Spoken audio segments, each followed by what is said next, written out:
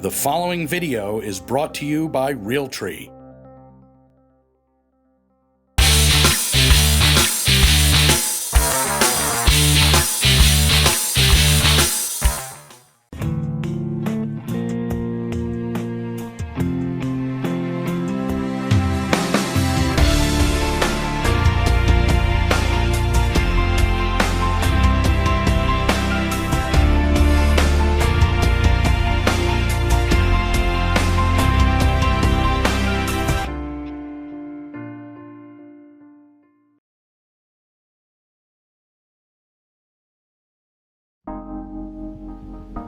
Welcome to whitetail season here at AmericanHunter.org. This is all that's left of that big ground blind that we worked on over the past week.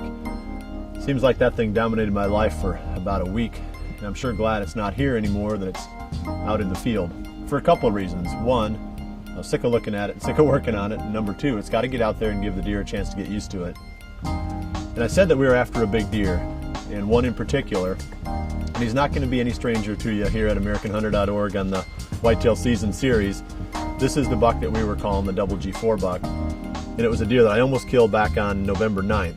And then I just completely avoided that area, didn't go anywhere near it again, and started running camera nearby, that not too far from that tree stand up on the ridge, and started picking up pictures of him in the early part of December. So then the whole scheming began. The deer was coming out a lot during the daytime, so there was a real opportunity there, it seemed, for killing this deer. Didn't really have a good way to bow hunt him. The ridge is fairly wide. The food plot itself is probably about 3 acres. It's really difficult when you try to hunt an area that's that big with a bow, especially from a tree stand. There's so many eyes. A lot of deer come out before the one that you're hunting. You move around a little bit and they spot you and they blow and they clear the field, and next thing you know, you never see the buck that you're after. So the late season hunting, like I mentioned in the last episode, is really made more for gun hunting than it is for bow hunting. So the only way you kind of equalize it or level the field is to hunt out of a ground blind. So that was the motivation for that big blind. And it's out there now. We got it done. We got it all the way brushed in. You know, I've said it before, I really believe that you got to brush those blinds in just as much as you possibly can if you're going to get the deer to accept them quickly. So that's what we did. We put it out, today's Monday. We put it out on Saturday, so it's been out there 2 days. I've got a camera on that ridge, and I'm going to pull that here probably tomorrow or the next day and find out if the deer are starting to accept that blind again.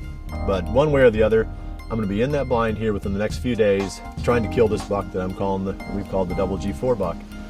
But there's more to the storyline than just the fact that here's this big deer that I want to kill with my bow. It's gotten a little bit more complicated by the condition of this deer. He's just not looking very good anymore. He's looking real rough. All the hair off the back part of the deer is falling off. This is a condition, if you go all the way back to the summer footage, you can really start to see the progression.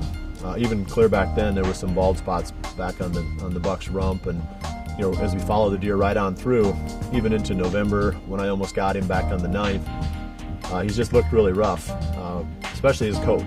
And I don't really have that much experience with deer like this in this condition to know, whether this is something that's really bad for the deer, if he's going to die from it. So I contacted Dr. Grant Woods and sent him a couple of trail camera pictures of this buck. And I wanted to know specifically, is this deer going to die this winter if I don't kill him? And Grant wasn't 100% sure, but he said, just be on the safe side, I should just kill him. I thought, well, that was kind of my goal anyway there, but the question was, do you take the gun with too, or do you just bow hunt him, and if you can't get him with the bow, come back and hunt him again next year? And his recommendation was take the gun with you too. My late season tag here allows me to hunt either with a gun or with a bow. It's a late muzzleloader tag here for Iowa. So now I've got this question in my mind.